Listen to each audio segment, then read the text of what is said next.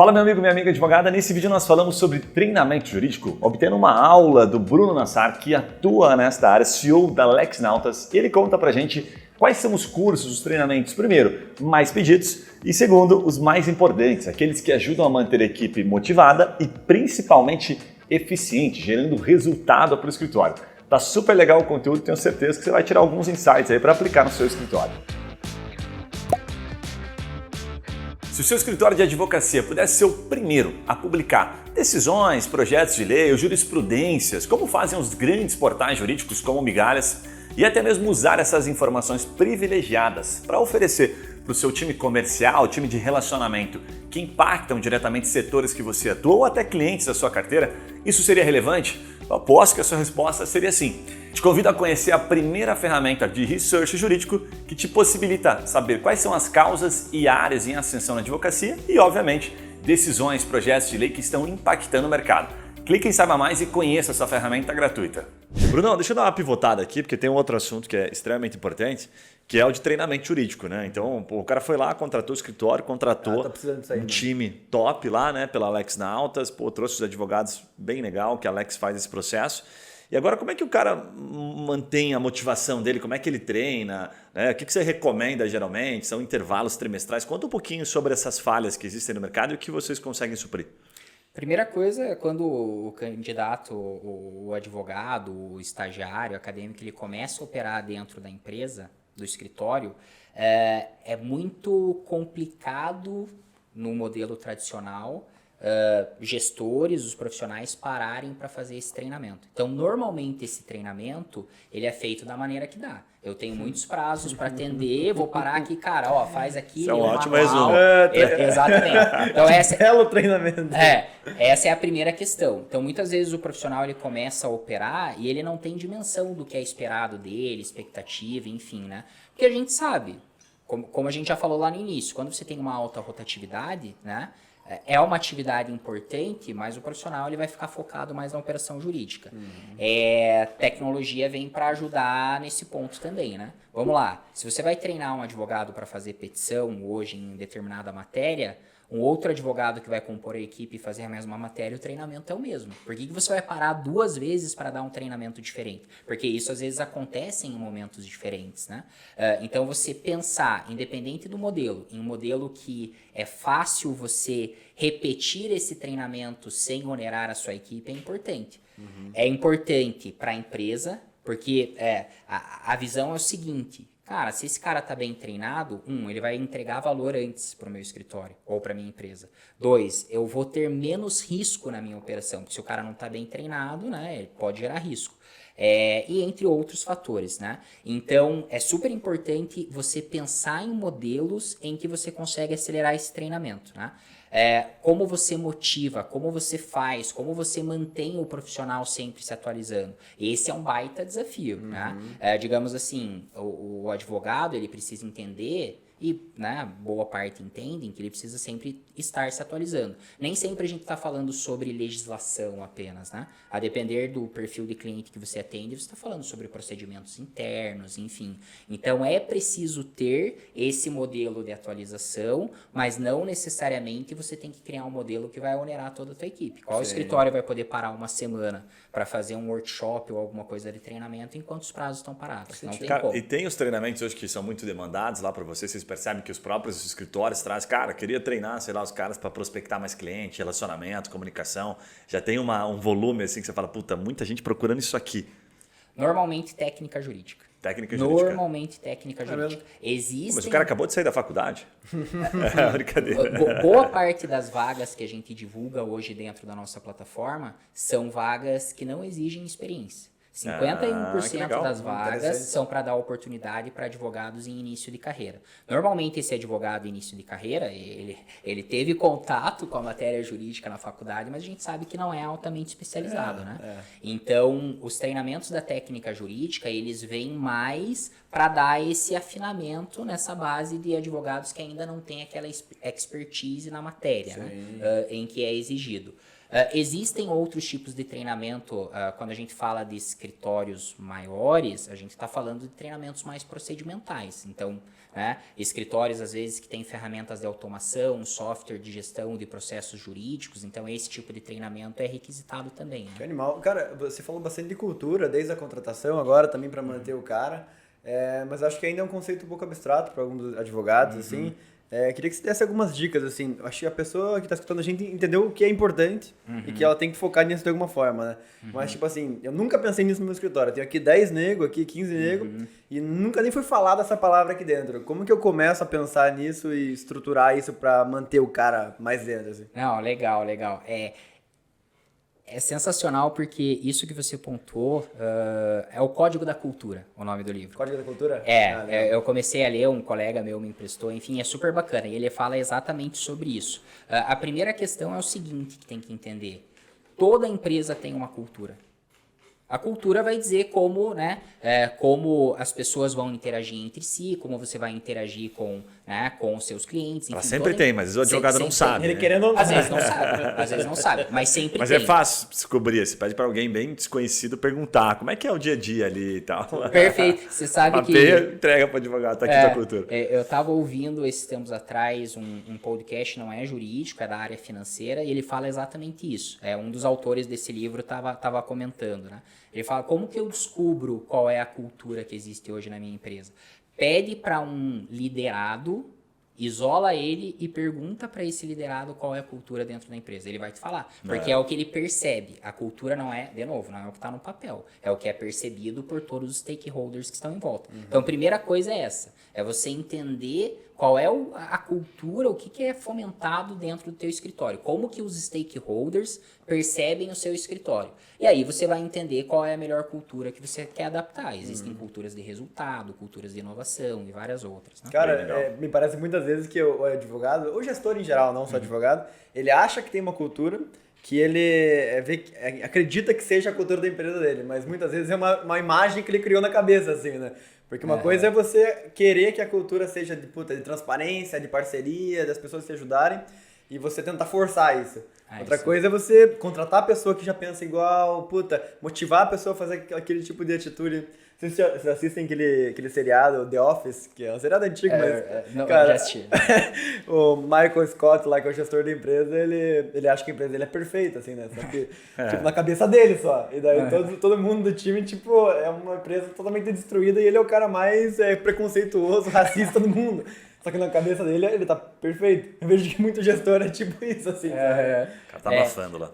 Normalmente, os escritórios que possuem uma estrutura de RH, né, existe uma tendência um pouco maior a se preocupar com essa questão da cultura, enfim, porque isso também já vem inerente à profissão, à formação. Então, existe uma preocupação maior. Mas eu vejo grandes escritórios aí do mercado que a percepção, né? É a questão da percepção. Me parece que tem uma cultura bem consolidada, a forma que os profissionais, os colaboradores externalizam isso, parece que eles têm uma boa percepção, né? Bem Lógico, legal. não são todos, varia muito, né? Ô Bruno, deixa eu te pedir quase um playbook aqui, pelo que você vê de mercado, assim, das boas práticas, dos escritórios que você conhece e que tem essa cultura bem enraizada. Porque isso é um detalhezinho que a gente vai falar aqui que o advogado tá ouvindo e vai pegar. Ele fala, sexta-feira os caras fazem uma brincadeira. E até para dar um contexto, simplificar um pouquinho, a gente aqui, por exemplo, tem a cultura de treinamento que começa às 10 horas e acaba meio-dia, toda sexta-feira. É meio, não vou dizer assim, empurrado, mas a gente convida de maneira elegante a todos a participarem, a gente tem uma boa aderência. E teve um dia e são 2 horas separadas, 1 hora de um assunto e outra hora treinamento mesmo, traz uma pessoa de fora para falar. Que a gente se perguntou, será que é legal? Né? Será que o pessoal gosta? Aí fizemos uma consulta e 85%, cara, mantém. A gente perguntou assim, o que você sente quando vai ter o treinamento de sexta, qual que é a sensação? Puta, que merda, ou não, sabe? O que é o sentimento, né? E a maioria falou, cara, sempre massa. Recebo, sabe, alguns conselhos, algumas coisas que nem esperava. Só que bem alternado. Então a gente fala de finanças, semana passada foi de, cara, autoestima. Não lembro qual foi da semana passada, mas sim uns assuntos bem aleatórios que eles trazem. Então a gente colhe os feedbacks. E até conectando com vou fazer uma propaganda aqui, mas uma divulgação, de certa forma, o escritório da família do Yuri, da Mello Advogados, eles implementaram essa cultura. Então, toda sexta-feira a gente vê lá, às 11 horas, eles param e fazem uma conversa. Né? E aí sempre tem um treinamento. Então, eu queria te perguntar o seguinte, quais são as boas práticas que você vê nos escritórios que tem uma cultura legal? Responder, acho que é interessante, isso dá um exemplo de como você viver a cultura. Tipo assim, puta, tá escrito lá na minha parede, cara, a minha cultura de aprendizado contínuo. Só que daí você faz treinamento uma vez por ano ou quando estoura uma bomba, puta, agora é LGPD, galera, vamos se reunir, vamos falar dessa porra aqui. Mas quando você tem, toda sexta-feira, 2 horas de treinamento, aí sim você pode colocar na parede. Porque a cultura é aprendizado contínuo. Porque a tua empresa, ela pulsa aquilo. Então é uma forma de você viver a cultura, né? É isso aí. Um que eu gosto de destacar, por conta da minha vivência, e é algo que eu gosto de mexer, é você trabalhar com os dados dentro da sua empresa. Né? Escritórios da advocacia hoje vêm, né, olhando mais para esse lado, enfim. E aí, assim, como que você fomenta isso dentro da tua empresa? Né? Como que você demonstra a importância para os teus colaboradores, para os teus profissionais, de que é importante eles analisarem os dados, eles trabalharem com os dados. Então, basicamente, você vai fazer algumas reuniões, né, entre os seus colaboradores. Primeiro que, assim, você vai embasar as tuas decisões, você vai trazer dados para dentro da tua decisão. Então, já começa por aqui, né? Você já começa a demonstrar para os profissionais que estão dentro da empresa, né, que isso é algo importante. Mas você não vai fazer isso uma vez. É a questão do treinamento. Sim. Se você vier aqui uma vez por ano, né? E uma vez por ano e fazer um treinamento e dizer que é uma cultura de aprendizado, obviamente que não é, né? Tá no papel. Então é você fomentar. Ali, né? Tem que estar coerente. O teu discurso ele tem que estar coerente com a tua prática. E aí você tem que entender dentro do teu negócio o que é importante para você crescer e para você prosperar, né? Não adianta você querer desenvolver uma cultura dentro da tua empresa que está completamente distanciada ou diferente, né? De acordo com a tua estratégia e o teu modelo de negócio, né? Sabe que eu ia te perguntar um negócio, porque assim, no primeiro bloco a gente falou sobre a contratação, né? A seleção, o processo de recrutamento, ok. Aí, a Alex faz um puta trabalho, seleciona uma pessoa legal e manda para o escritório, né? E esse escritório vai lá e apresenta um turnover, né? Um índice de pessoas que acabam saindo do escritório, vamos colocar assim, acima do normal, né? Você já até colocou que os escritórios de advocacia têm um turnover relativamente alto. Cara, o que eu queria te perguntar? Onde é que está geralmente o problema? Que você percebe assim, que dá para colocar o primeiro, o segundo, o terceiro, e que esse advogado não sabe, porque nem sempre ele consegue atacar o turnover, assim, né? Aquele índice de turnover para tentar, né, reverter ele, né? Isso que a gente está falando aqui do treinamento talvez seja um deles, mas na tua percepção, onde é que está o problema do turnover? Vários fatores. É o efeito Michael Scott, assim, também. O cara, mas eu sou tão, assim, generoso com a minha equipe. Mas eu trato todo mundo tão bem. O pessoal não sabe o que é da vida. São vários fatores. Eu acho que o primordial é alinhamento de expectativa. Tanto alinhamento de expectativa da empresa com o colaborador, quanto do colaborador, quanto da empresa, né? Não adianta você, dentro do teu processo seletivo, você vender algo que não é na prática. Obviamente que haverá frustração. Obviamente que, né, vai chegar um momento que o colaborador vai entender que não é para ele e ele vai sair fora. Do mesmo jeito a empresa, né? Quando você vai fazer o processo seletivo, você não deixa claro pro colaborador qual é a percepção, o que você espera dele, né? Obviamente que ele não vai conseguir entregar. Então, para mim, o principal ponto é esse alinhamento de expectativa. E aí, em volta disso, existem vários fatores, né? Alinhe expectativa que você não vai ter problema. Porque assim, ou o cara já vai entender que não é para ele, né? Ou, enfim, vou participar, vou vestir a camisa. Cara, mas eu vou ter que colocar uma pimenta nessa pergunta. É o seguinte, ó. Pimenta na sopa. Pimenta na sopa, vai. A gente já conversou com um monte de empreendedor, até de empresa muito grande, tipo Banks, por exemplo. A gente teve uma palestra dos caras. E foi engraçado porque eles contam que o processo lá, ele usou como exemplo, né, que mais demorou, levou 5 meses para contratar. E o cara separou o processo, assim, como se fossem 2 etapas, que ele fala, ó, o primeiro momento, né, as primeiras conversas eu vendo muito, eu mostro o sonho pro cara. Então ali você criou uma puta expectativa no cara. Não dá para negar que na hora que você está vendendo, você está criando expectativa. Tá apaixonado. Né? Então você tem que fazer o cara se apaixonar. E depois ele desvende. Né? Isso é o processo que funciona também na advocacia, porque, cara, não criar expectativa, me parece que às vezes a gente tem que ser realista demais, também afasta o candidato. Né? Onde é que está o meio termo? Como é que no processo você recomenda que isso seja aplicado?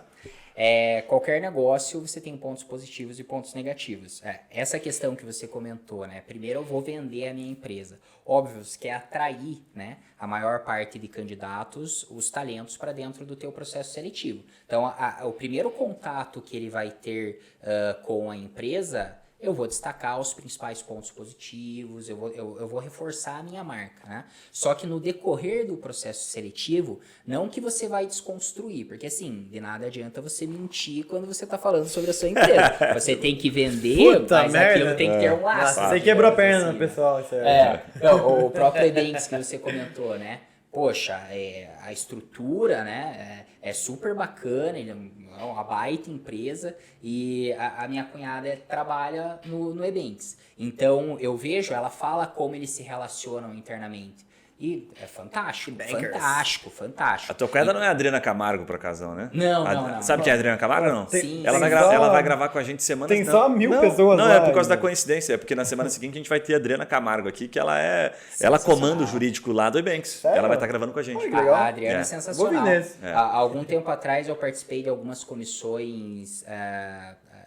grupo de estudo de comissão da OAB, ela estava liderando um sobre fintech. Nossa, eu vou ouvir o episódio, com certeza. Ela vai estar semana que vem com a gente. Massa, Então, assim, Guilherme, você vende, obviamente, mas durante o processo seletivo você tem que mostrar para o candidato o que ele vai vivenciar, né? Qual é a prática? A questão de você, depois eu vou mostrar, vou mostrar todos os pontos, vai ter pressão, não vai ter pressão, como ele vai trabalhar. Isso é normal em qualquer empresa. O candidato ele tem que aceitar o trabalho dele sabendo como ele vai ser cobrado, pelo que ele vai ser cobrado. E isso nem sempre é algo gostoso, né, no dia a dia, mas é necessário. Ainda mais na hora de contratar. Às vezes você quer, não quero também falar todos os BOs aqui dentro pro cara, vai que queima. O cara vai se manter pouco tempo. Eu vi um dado, olhando para dentro da nossa base, né? A gente olhou o perfil dos candidatos, advogados, o tempo que eles se mantêm dentro de um escritório de advocacia, né? 2 anos e meio é o tempo que normalmente ele fica, a média, que ele fica dentro dos escritórios. Cara, depende, não é tão baixo, não.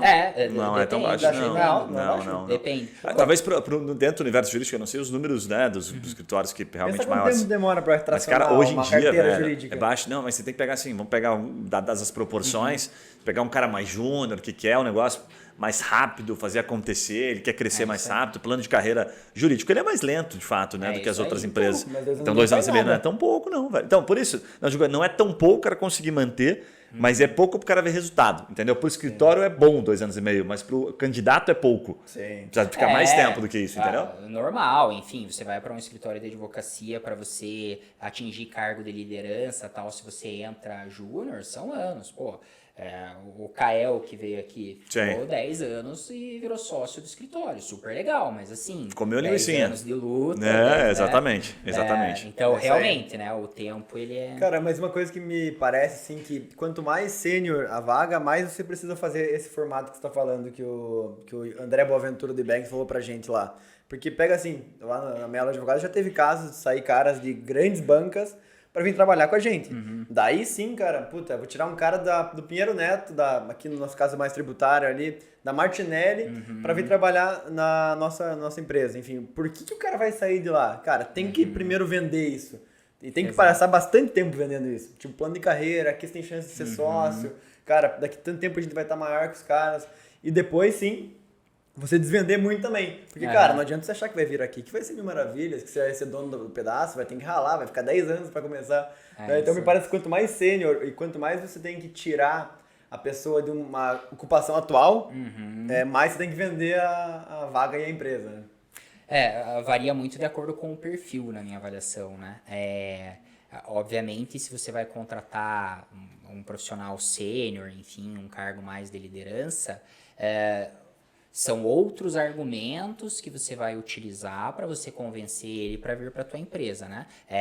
Quando a gente fala de profissionais que estão entrando no mercado, A quantidade é muito maior do que aqueles profissionais especialistas em determinada área. Então, obviamente, que você tem que focar e fazer um trabalho um pouco diferente, né?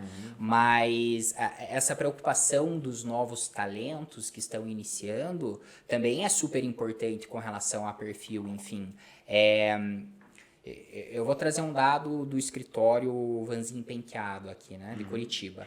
90% dos sócios hoje iniciaram como estagiário ou início de carreira. Então depende muito de acordo com a cultura da empresa, né? Você quer formar os profissionais aqui dentro da empresa, do teu escritório, né? Ou você vai normalmente trabalhar com profissionais de mercado? Na minha avaliação não existe resposta certa, né? Vai de acordo com E assim, o percentual, né, dos caras reforça o plano de carreira. O cara não precisa nem falar muito, 90%. Perfeito. Começou aqui como estágio, então tá aí a oportunidade, precisa falar muita coisa. Tá aí a né? cultura, cultura né? tá muito clara. Né? Exato. Já cresceu, olha animal. aí. Bem legal, Exatamente. bem legal. Bom, se você gostou desse conteúdo aqui, deste corte, tenho certeza que você vai gostar do conteúdo completo, que a gente fala sobre correspondente jurídico, treinamento, cursos que as pessoas querem, que os advogados precisam, né, para manter a equipe motivada e também como fazer a contratação dos melhores profissionais de mercado. Vou deixar o link para você ver na íntegra e quero te recomendar também 2 conteúdos, 2 vídeos que estão bombando por aqui, mas antes disso vou te pedir para você se inscrever no canal, deixar o seu comentário, a sua dúvida, sua crítica, sua pergunta e nos diga se está sendo útil, se está sendo relevante este conteúdo para você. Os 2 vídeos que eu vou te recomendar, um deles a gente fala sobre Instagram para advogados, como bombar nessa rede social, com algumas estratégias, alguns exemplos simples, e o segundo sobre como captar clientes na advocacia com estratégias bastante eficazes e que sempre vão se manter em alta. Então dá uma olhadinha nos conteúdos e depois nos deixa, obviamente, o seu feedback. Um abraço e a gente se vê nos próximos vídeos. Valeu!